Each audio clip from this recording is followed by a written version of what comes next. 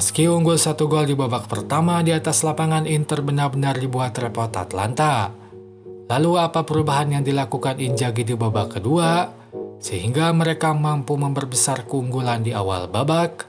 Temukan semua jawabannya di video ini. Gasperini sedikit mengoreksi formasinya ke 3-4-2-1. Meskipun begitu, komposisi pemain inti tak berubah. Semua pemain inti termasuk Zappacosta yang sempat absen kini kembali masuk line up awal. Yang patut diingat adalah posisi Scalvini, Zappacosta, Koopmeiners, dan Lookman karena akan dibahas lebih lanjut nanti. Inzaghi tetap andalkan formasi 3-5-2. Komposisi pemain tak banyak berubah kecuali Bastoni yang kini di bangku cadangan. Posisinya digantikan oleh De Vrij.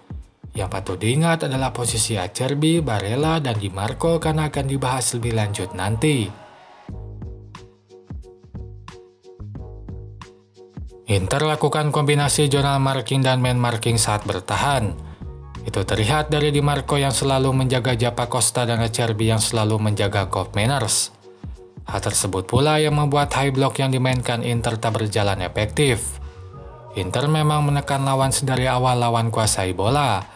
Terlihat penyerang dan gelandang Inter mempressing lawan dari kotak penalti. Yang jadi masalah, Zappacosta jarang main lebih dalam sehingga Di Marco tak bisa mempressingnya. Itu terlihat dari kosongnya sisi kanan saat build up. Situasi tersebut mengurangi daya tekan pressing Inter. Tapi yang paling merumitkan Inter saat Koopmeiners membantu build up. Dari depan ia jauh ke belakang menerima bola. Itu membuat Acerbi tak bisa mempressingnya karena terlampau jauh dari pertahanan. Sementara Di Marco pun harus menjaga Zappacosta yang ada di depan. Kondisi tersebut membuat Koopmeiners bisa membawa bola ke tengah dan build up Atlanta berjalan lancar. Kerja Koopmeiners sendiri tidak hanya saat di belakang tapi saat sudah di tengah. Ia terlihat tetap main lebih dalam sehingga membuat Acerbi banyak meninggalkan posisinya di belakang. Situasi itu coba dimanfaatkan Scalvini untuk masuk ke ruang kosong yang muncul. Sayangnya pemain Inter lain mampu mengcover posisi yang ditinggalkan Acerbi, seperti Mkhitaryan yang menutup ruang kosong tersebut. Pola ini yang membuat Inter kesulitan hentikan build up dan serangan lawan di babak pertama. Setidaknya selama 30 menit awal Inter benar-benar kalah dominan. Atlanta bisa unggul dalam penguasaan bola dan hasilkan 3 tendangan sementara Inter tidak sama sekali.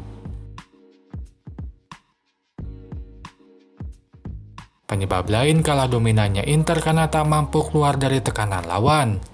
Saat Inter mainkan bola di belakang, Atlanta lakukan high block. Mereka menekan lawan sedari awal lawan menguasai bola di pertahanan. Untuk keluar dari tekanan tersebut, Inter banyak lakukan umpan panjang ke penyerang. Sayang umpan panjang ini tak semuanya bisa diterima atau dimenangkan oleh Lautaro dan Thuram. Sehingga build up Inter terhenti dan bola pun dikuasai lagi oleh lawan. Di tengah kebuntuan tersebut, Inter sudah mencoba lakukan variasi build up lain. Misalnya dengan memindahkan Barella ke sisi kiri. Ia menggantikan Acerbi dalam mengalirkan bola di belakang.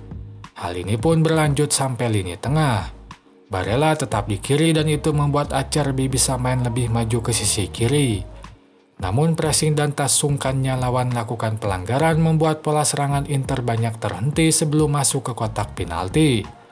Tercatat Atlanta hasilkan 8 pelanggaran dengan 3 kartu kuning untuk hentikan serangan Inter.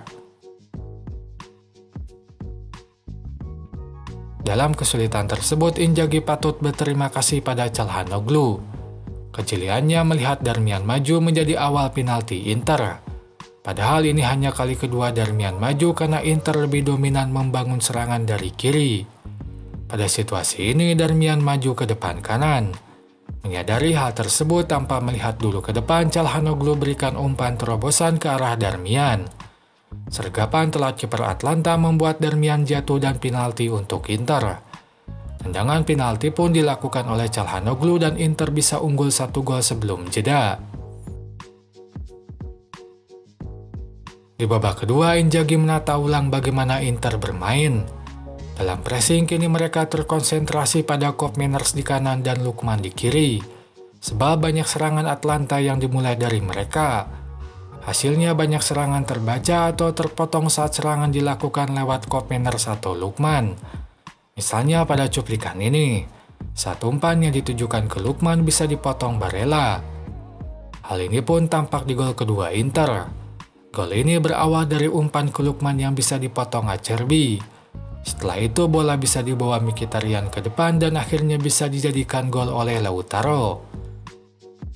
Selain itu, Inter pun lebih cepat umpankan bola saat menyerang.